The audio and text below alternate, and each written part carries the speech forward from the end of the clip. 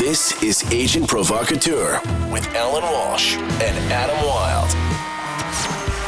Welcome to another episode of Agent Provocateur. I'm Allan Walsh with Adam Wylde. Adam Walsh, haven't seen you in a couple of weeks. How are you? I know, I missed you. How are you? I'm good. Things are good over here. Just kind of, anxiously awaiting the playoffs. We're about 10 games out as of this recording. How are you doing? What's going on? Well, I've been to two Springsteen and E Street Band shows. Yes.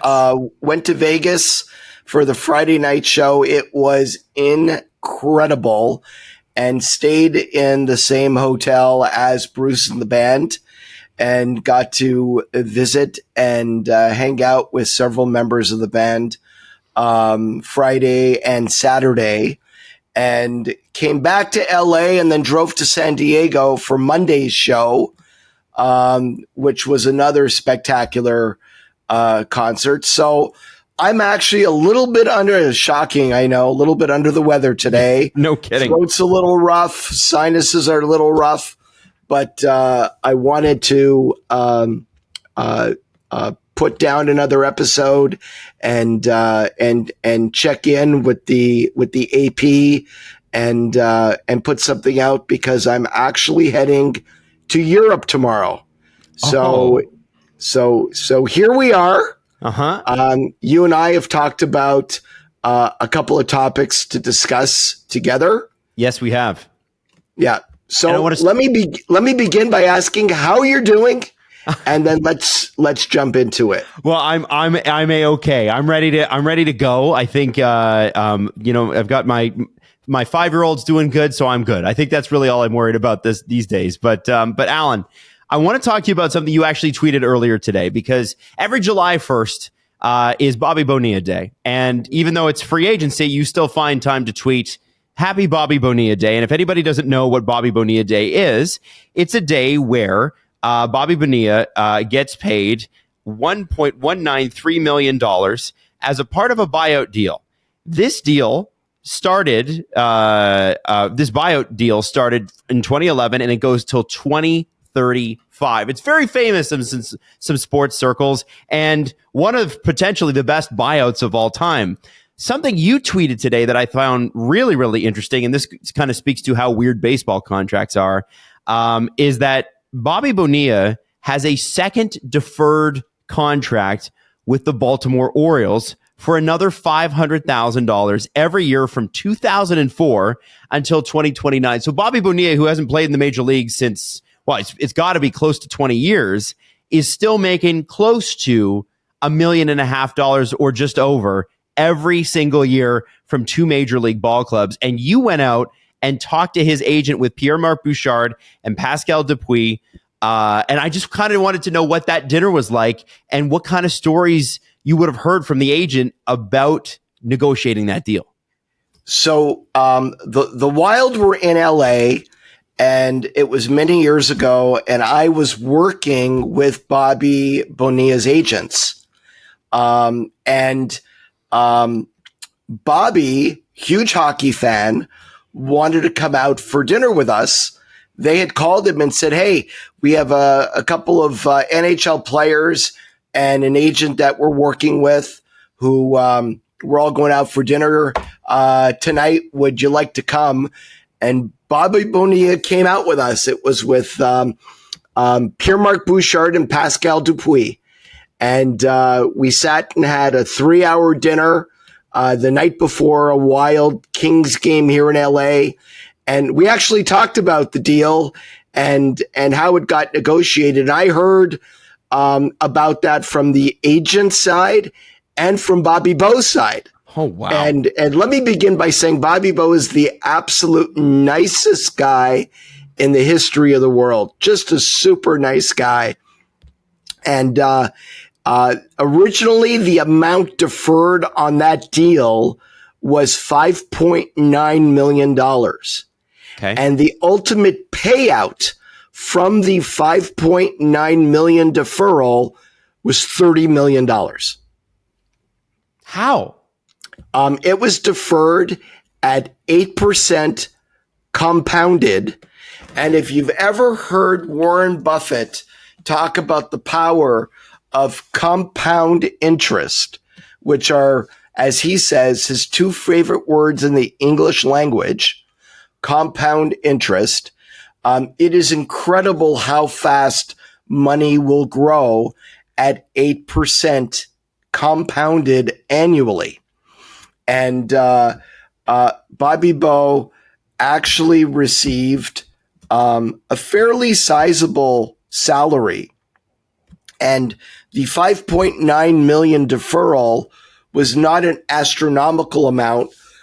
There are many other baseball contracts after Bobby Bo that have contained deferral language, many with much higher amounts than $5.9 million. One of them recently done between probably the best player in Major League Baseball right now, Shohei Ohtani, and the LA Dodgers, where very little of the contract, only $2 million a year, is actually paid, and the balance is deferred. That money is not just deferred. That money is deferred with an interest factor baked into the deal. So it serves two purposes. Number one, it allows the Dodgers to avoid hitting the threshold to pay a tax, and it allows Ohtani to receive the money at the end when his baseball career is already over and he is outside the state of California and will be able to avoid paying California tax, which is the highest state income tax in the United States, on that contract. So assuming he's moved back to Japan, as an example, he will be paying Japanese tax on that money. And when we had Sean Packard on as a guest about a month and a half ago, Octagon's tax director, he explained a little bit about that. Yes, yeah, and you know it's interesting, Allan. I kind of think that Bobby Bonilla he must laugh to himself. Like I hope he's not working too hard, because this is beautiful. I wonder why, or I wonder about his agent though. And is his agent one of the smartest people you've ever met? And why didn't more people do this? So his agent, who negotiated that deal, was a gentleman by the name of Dennis Gilbert. And back around 2000 to 2004, Dennis and I were very close. And Dennis has a background in, originally he had a thriving, very successful insurance business where he sold life insurance. And along with selling life insurance, he sold annuities. And most of his clientele were celebrity clientele. I seem to remember Michael Jackson and Madonna being some of his clients at the time that he sold some massive life insurance policies to. And Dennis was originally a minor league baseball player. And at a time when he had this very successful, thriving life insurance business, he transitioned also to becoming a baseball agent and became one of the top agents in baseball back in around the mid-90s. In fact, this is a pretty funny story. And I told this story, I didn't put a name on it, back a couple of years ago on Agent Provocateur. I was working as a prosecutor, as you well know, and there was an insert of the LA Times with a picture of Dennis. It was the LA Times weekly magazine that was inserted into the Sunday LA Times. and it was a picture of Dennis calling him baseball's super agent with a headline, his photo, and he had money, cash, all spread out like a deck of cards that he was holding. Mm-hmm. And it was a story on him and all of the record-breaking contracts that he had negotiated in the recent past. And there was a whole bunch of them, from Jose Canseco to Mark McGuire to Ricky Henderson to Bobby Bonilla, and on and on and on and on and on. And I had called Dennis, cold called him at his office, got him on the phone, asking for advice on how to get started in the agent business. And the key question I had for him was, no one in the business knows me. I don't know anybody in the business. I don't know players. I have a job at the DA's office. I'm prosecuting murder cases. Like, how do you get started? And all he kept telling me over and over again was, kid, you gotta have balls. I remember this. and it was, that was Dennis Gilbert. Wow. And from that call, we ended up, Dennis was the lead partner and CEO of an agency called Beverly Hills Sports Council. Mm-hmm. And he had 4 other partners. And back around 2001, 2002, I was associated for a couple of years with Beverly Hills Sports Council in a joint venture before moving on to Octagon. So I actually worked with, Dennis had already left, but I worked with agents who were Dennis's partner. Dennis was still very closely associated to the Sports Council. They had offices in the same building and were constantly around each other. And Dennis and I, around 2001, became very good friends. Mm-hmm. And I can definitely consider him, back in those days, one of my mentors. Did you ever tell him the story after on, like when you became friends? Oh yeah, we chuckled about it all the time. That's awesome. That's so great. I love that story. And you bring up Shohei Ohtani. This is an interesting, potentially earth-shaking story. Now, if you've been living under a rock and you've somehow missed the Shohei Ohtani story, I'm going to sum it up very quickly, very top line, but there's a lot more detail that I'm going to miss. Essentially, Shohei Ohtani has been really good friends, best friends with his interpreter for about 10 years. And his interpreter was recently fired for gambling, spending $4 million or $4.5 million with an illegal bookie. Now, his initial interview with ESPN, which I believe was 90 minutes long, he said that Shohei had transferred him money to pay this gambling debt that he had accrued. The next day, he changed his story, and he said that he had actually stolen the money from Shohei Ohtani. Yesterday, we got a press conference from Shohei Ohtani. It was really the first time we'd heard from him, and he said that obviously he hadn't gambled on sports betting, gambled on games. He'd never gambled ever. He was really disappointed and really hurt by his friend's actions. And obviously this has drawn an enormous amount of attention, not just because he's the number one player in the sport and probably the best player since Babe Ruth, but also we're talking about the integrity of games. We know what happened with Pete Rose when he was accused of, and I'm pretty sure it was proven, he's been banned from Major League Baseball, from going into the Hall of Fame, when it was proven that he was banned for life. Games. Banned for life. Yeah. Banned for life. Yeah. And there have been, every once in a while, there's like a movement picks up steam to bring him back, and the MLB says absolutely not, no way. Now, Shohei Ohtani is playing, and Allan, I think this conversation needs to be less about Shohei himself and more about players and money. And I think when we dive into this, it's sort of like a how likely is it? So let's say, Allan, I am a major league athlete. And Jesse, who produces this show, wants to get $4 million from me. Okay. And I have $100 million in the bank. How would he go about doing that?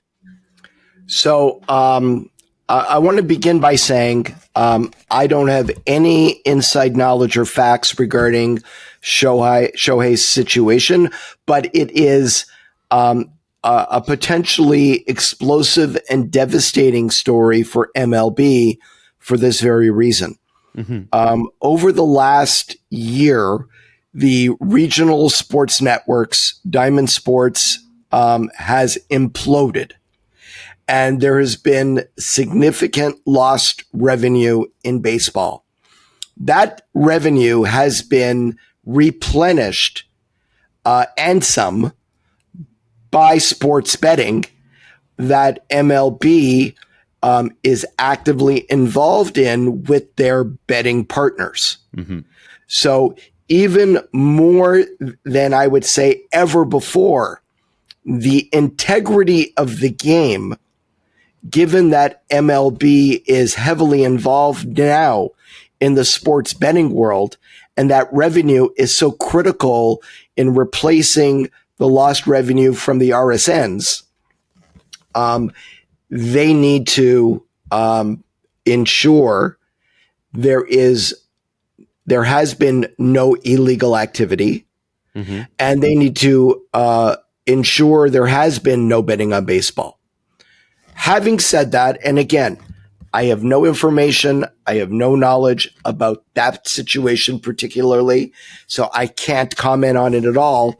I can tell you that major league athletes that I represent, Octagon represents, and to my knowledge, other agents and agencies represent, most of them have money managers, mm-hmm. and set up through a business management situation. And the business manager will, and Octagon does that in-house. We had Frank Zecca on as a guest in our first season, who talked about all of the processes that he goes through in working with the players. And he has a superstar elite athlete clientele, from Olympics to NBA to Major League Baseball to NHL, including many of my clients.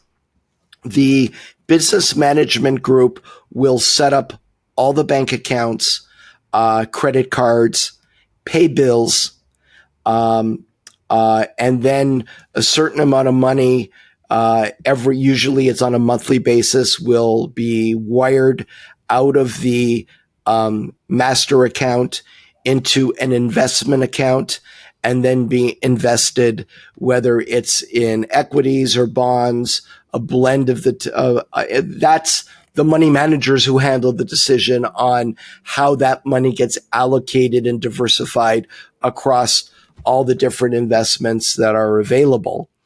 And for, like, just say, for example, let's say, for example, I'm a bad guy. I'm a crook and I want to steal from a client. Mm-hmm. All right. I don't have control over the accounts and I don't have control over the money. And if I sent Frank Zecca or somebody working under him an email saying, hey, could you please transfer $500,000 from this client's account to an account that I control or to another account? I mean, right away, the stop signs have been triggered. Okay. Right? And nothing gets wired, nothing gets sent until the player confirms in writing that that is, in fact, his instructions. So sometimes there are, a player is building a house, mm-hmm. and is sending a significant sum to a building contractor. And I may send instructions to wire a significant sum to this building contractor to build a house. The player is always copied on the email, and nothing gets sent until the player confirms verbally and in writing that this is in fact his instructions and that he wants that money wired, right? Nothing happens without the player himself okaying any money leaving the account. Now, we all heard horror stories over the years of players who've had money stolen from them. Yes. And usually it happens where either the money management firm or the money manager is a crook. And I have numerous stories and situations I could tell. There's one guy who was very prominent representing NHL players back in the 90s and 2000s who is sitting in federal prison right now for stealing significant sums from NHL players, but he was a money manager. Right. And the money got sent to him to invest, and he was stealing it and was a total fraud, right? But and that can very well happen. Mm-hmm. It can very well happen.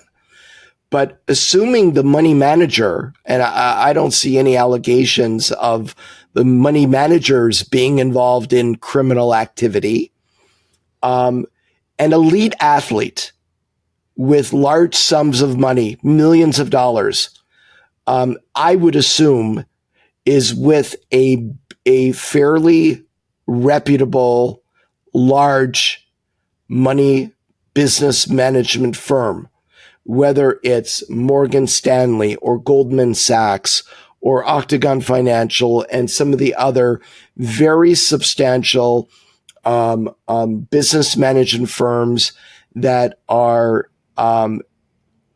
dealing with and have assets placed with them in the hundreds of millions, if not billions of dollars. Mm-hmm. Okay? The ability to wire money out by a friend mm-hmm. or even the agent is I can't see it happening. Right. I've been doing this for 30 years now, and like I said, and players are well aware of all the processes set up and verifications that are needed to do anything. Mm-hmm. I don't have the ability to access anybody's accounts, even if I wanted to, and I was a bad guy. Right. So it's not even possible. It's not possible. It's not possible. So in that respect, I along with many other people have questions. I have no information, but I certainly have a lot of questions about what actually occurred. Yeah, no kidding. Well, and I think even the story changing raises some red flags. Let me ask you something. What do you know about morality clauses? Because one of the things that's been speculated on is the fact that even if Shohei Ohtani didn't gamble, if he paid off his translator / best friend's gambling debt to an illegal bookie, that could put him in bad stead to have his contract canceled. And that has to do with morality clauses. Can you kind of explain that? I mean, everybody's got one in an employment contract, but in Major League Baseball or NHL terms, what can that mean for a player? It would be very difficult to terminate a contract, but it wouldn't be. A player could be subject to a 1-year suspension. Mm-hmm. Or even a longer suspension based on violating the code of conduct that exists, that the league has implemented in any of the major sports for different reasons. And a player would always have the right to file a grievance against the club for a termination of a player contract. Mm-hmm. It has been a line in the sand in the NHL with regard to the NHLPA that has never been crossed, even with Mike Richards back with the LA Kings. The Kings tried to at the time, but were unable to terminate that contract. And recently there have been a couple of contract terminations that have been negotiated, basically, between the player, the league, and the PA on the hockey side. And the baseball side, it's much rarer to see any player contract terminated for any reason. And it would be a very difficult thing where you'd have to prove pretty heinous activity or illegal, very clearly illegal conduct to go down that road. Okay. It's very interesting. It's a story that we gonna keep watching, I think. Now, Allan, I think the hockey community was shocked and mourned Chris Simon's passing. Chris Simon, 52 years old, played for many years in the NHL, played for the Caps, played for the Rangers, the Flames, that Calgary, that magical run to the Stanley Cup final, the New York Islanders, and ended his career with a few games with the Minnesota Wild. Obviously, far too young, and there's been things out there about the nature of his passing. And, obviously what comes to the fore is the fact that he fought 101 times just at the NHL level. The fact that there were documented issues that look like symptoms of CTE. And obviously, you can't test for CTE until somebody's passed. And then, of course, the NHL's refusal again, as you would expect at this point, to acknowledge any sort of link between hockey and traumatic brain injuries. I wanted to get your thoughts on this one because in a weird way, it seems like it's like second verse, same as the first. We're seeing the same thing over and over and over again. Is that how you feel about it? I feel really devastated, not just by what happened with Chris Simon. And there was also a former NHL player who committed suicide the same week, Konstantin Koltsov. Yes. But also the news yesterday that Bob Murdoch, two-time Stanley Cup winner, Montreal Canadian, LA King, passed in his 70s and had his brain, after passing, analyzed for CTE by the Boston University CTE Center, affiliated with the Concussion Legacy Foundation, of which I'm a board member. Full disclosure.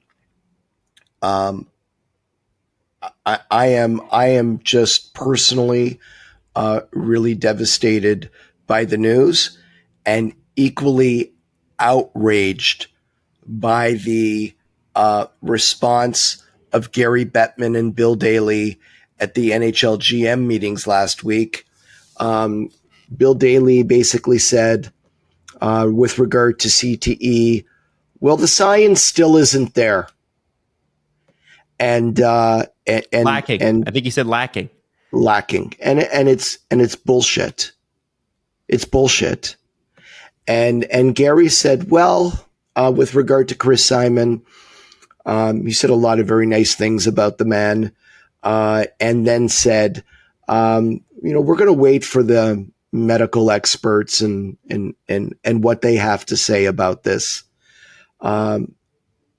Staying away from the issue. Now, there have been, what people need to know is that since 2002, Gary Bettman has been saying basically the same thing for about 20 plus years now.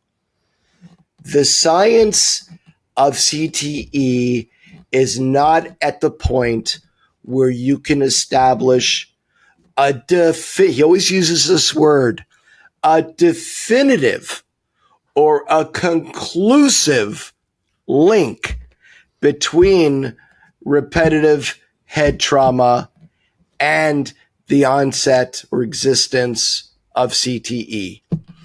And that may have been true in 2002.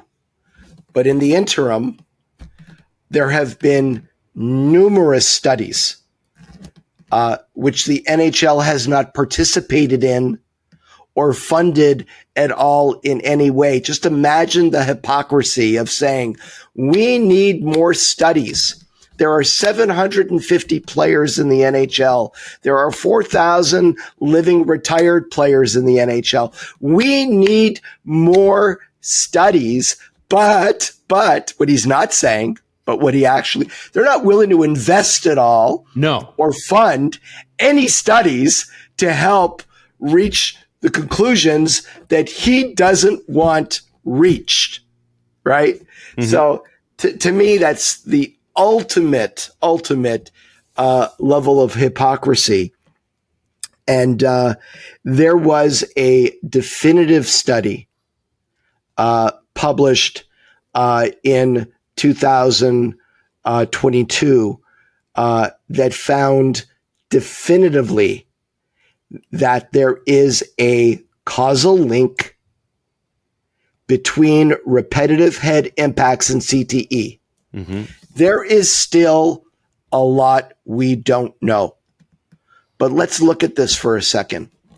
The Canadian government, the United States National Institute of Health, mm-hmm. the CDC, mm-hmm. the U.S. military, the NFL have all acknowledged there is a causal connection between repetitive impacts and CTE, and the NHL is the only league still with still holding out saying, we just don't know enough about it. There was a radio interview that Gary gave that got very contentious several years ago, where he said there may be a connection, there may not be a connection. We don't know. There needs to be more research. What we don't know is why certain players get CTE from repetitive impacts and why some players do not. But the incidence of players who have donated their brains to a brain bank for examination after passing, mm-hmm. There has been a significant number of players where CTE has been found in their brains. Bob Murdoch was not an enforcer. Mm-hmm. Bob Murdoch was not an overly physical player. Stan Mikita was not an enforcer. Henri Richard was not an enforcer. And Bob Murdoch, stage 3 CTE, very significant, very prominent finding, was released yesterday. Many of the legends, from Reggie Fleming to Henri Richard to Stan Mikita to Rick Martin, Steve Monador, and many others have been found. Their brains have been found to have CTE. And I think at this point, it's a given. It's an accepted fact that there is a causal link. Why am I so adamant that Gary Bettman needs to admit what we all know to be true? Why?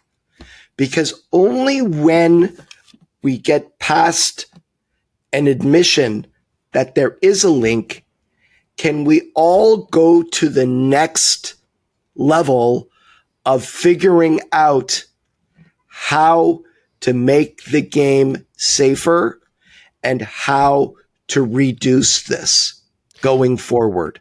And we had Ken Dryden on. It was the only topic we discussed with him. He was very eloquent. He wrote a book called Game Change about Steve Mondore's life and death and subsequent CTE findings, where he said, I wrote the book for an audience of one, Gary Bettman. It was the reason why he wrote the book. And he met Gary and he presented the book to him, and Gary basically never followed up with him. Ken Dryden, Hockey Hall of Famer. The evidence is there. The science is there. It's not lacking. It's not lacking. They know it. Yep. They know it. And it's not good enough to say, well, if we admit it, we're, going to subject the league to liability. That's not what it's about. No. It's about, there is now generations of retired players suffering, and we stand on their shoulders.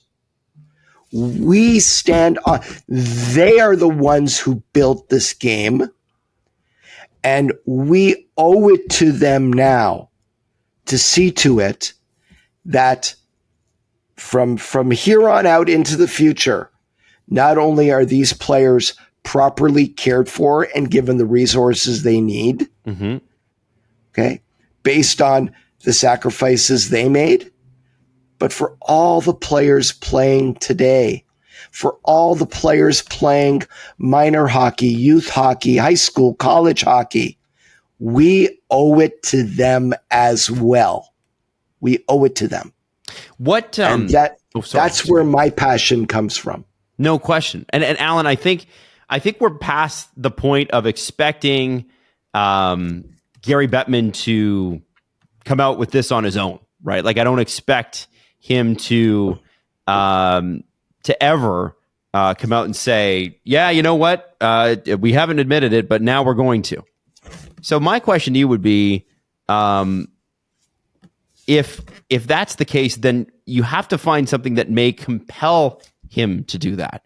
And do you think that there's anything out there that could compel the NHL eventually? What would the conditions have to be to compel them to go, okay, we can't deny this anymore?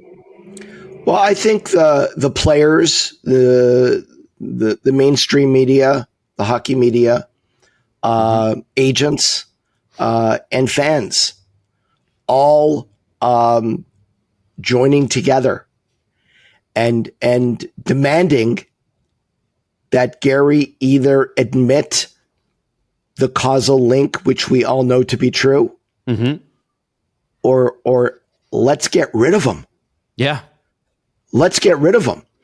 I don't believe anybody should be sitting with the title of NHL commissioner who can stand up today and say the science is lacking, or let's hold on here and wait for the medical experts. We just don't know enough about this to make any assumptions. He's made lots of other statements of denying CTE in the past that he still stands by. Let's get rid of him. Get rid of him. Easier said than done. Well, people say, "Oh, Allan, you've got it in for Gary." I think he's done a very good job for his constituency of owners. Mm-hmm. He's not the commissioner of the league. He's not the commissioner of the NHL. He's not the commissioner of the players. He's the owner's commissioner, mm-hmm. right? He serves at the pleasure of the owners. He reports to the owners. He answers to the owners. There is a process to remove him. Mm-hmm. And I think that anyone today in 2024 taking the position that CTE is not a thing and does not put players at risk and should be just ignored, mm-hmm. Does not deserve to sit in that chair any longer. Period. End of story. Fair enough. Okay. Well, I mean, it seems like a tough task, but at the end of the day, the one thing I will say is Father Time is undefeated. Gary's been there a long, long time, and I know he signed an extension a couple of years ago, but you do have to ask. I do have to ask how much longer, and you just don't know. You just don't know. I got an email last night from the father of a former NHL player mm-hmm. who passed away at a relatively early age. And his brain was found to have CTE. And the father emailed me a link to the Bob Murdoch story. Mm-hmm. And the email said to me, "How many more, Allan? How many more?" And quite honestly, that question has haunted me and still haunts me on a daily basis. How many more, Gary? How many more? Allan, switching gears off of that topic because it's a tough one to take a turn from, but I wanted to ask you about this too. So recently, the Philadelphia Flyers have had some goaltending issues, and this is, one of them was sort of a surprise signing the other day. Today, we find out that they get another goalie out of Russia, one that they'd been chasing for a long, long time, and of course, one that the Russian government had been hesitant to let go. So my question to you is not necessarily with Ivan Fedotov specifically, because that's still believed that he's coming. We still don't know, but we know CKSA Moscow terminated his contract. With when there are countries where great hockey players play and they're developed, and they have bad relations with North America, where all the teams are located. And this is not the first time this has happened. This is, this was happening during this, the Soviet Union, and I think the breakup of Czechoslovakia and so many other things that happened. What's it like to do business in a country with players, for teams and for agents, where they may be a state that is not necessarily a pariah state, but one that is not in good international standing with, say, the American or the Canadian government? What's it like to get a player out of a country like that? So I have been to Russia probably about 50 times. Wow. Since I've been in the business. That's 50 times, all over. And I can share one story with you. There was a player who was drafted, and we wanted to bring the drafted player over to play in the CHL. And the player had a contract with his Russian club. And I had flown over to Moscow and was staying at a hotel that's frequented by NHL scouts. And every morning, everybody's having breakfast around the same time. You go get some eggs from the buffet and some toast, sit down and talk about the day. And one scout said he was going to watch a game Etseska. Another scout was going to watch a game in Podolsk, which is just outside of Moscow. Another scout was going here, there. Hey, Allan, what are you doing? I said, I got a meeting at 11 o'clock with this gentleman. He's the president of the club. Mm-hmm. And all the scouts looked at each other. One of them dropped his fork and knife and looked at me and said, do not go to that meeting. And I'm like, why not? He said, do not go to that meeting. And the scouts are kind of, and these are Russian scouts, few of them there at the table. Well, this individual, apparently there was a meeting he had 6 months ago with somebody who said the wrong thing they didn't like. And he pulled out a gun and shot the guy dead in his office and has never been seen since. Like, do not go to the meeting. I'm like, well, I got to go to the meeting, but I'm also now rightfully terrified at going to the meeting. So I go to the rink and I have a translator with me, and we go to the office and knock on the door, and he was expecting us. And he was writing something down, and without even looking up, he motioned for us to come in, came in and sat down. And it was almost like a scene from The Godfather. I said, sir, I greatly respect you allowing me to come here and meet with you.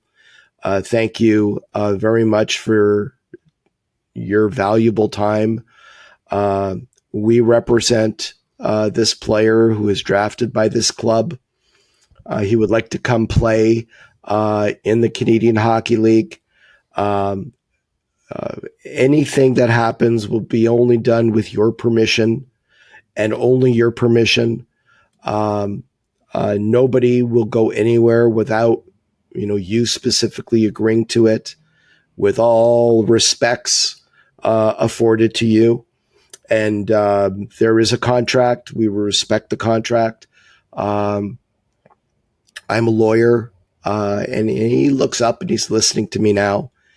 And when I was done, he said, never has anybody come in here to my office and spoken to me like this. Usually you Americans come in with your dirty boots on and put your feet up on my coffee table. And I'm trying to, he was like making an analogy as if somebody had come into your house with dirty boots and didn't take them off at the door. And then with those dirty boots, put them on your coffee table while you leaned back and raised your feet. And he said, I will speak to my general manager and my coach, and you can call me tomorrow at this time, and I will give you my answer. And then I got the hell out of there. Okay. And it was a very polite, very nice meeting. And I called the next day, and I had my translator next to me, and he ended up allowing the player to go play junior. Wow.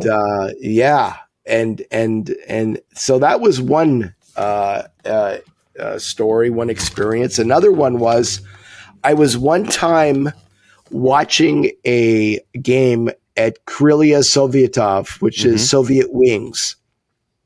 And in the middle of the second period, Army commandos with rifles out started running up the stairs of all of the seats in the stands and started telling everybody to leave. And I have my translator sitting next to me, and he says, we have to leave. And they emptied out the entire arena, and all the players who were in full equipment with their skate blades now on cement outside. And they padlock the arena. Apparently, there was an ownership change that occurred during the game. What? And the new owner was evicting the old owner, and everybody got thrown out into the streets until everything got settled. Whoa. Yeah. So it's a very unstable place to be doing business. Wow. Yeah. Holy. And you know, I guess, I mean, I can't imagine how uncomfortable that would be. Unstable is one way to put it. They wouldn't let the players back into the rink to get their clothes or their wallets or their phones. Wow.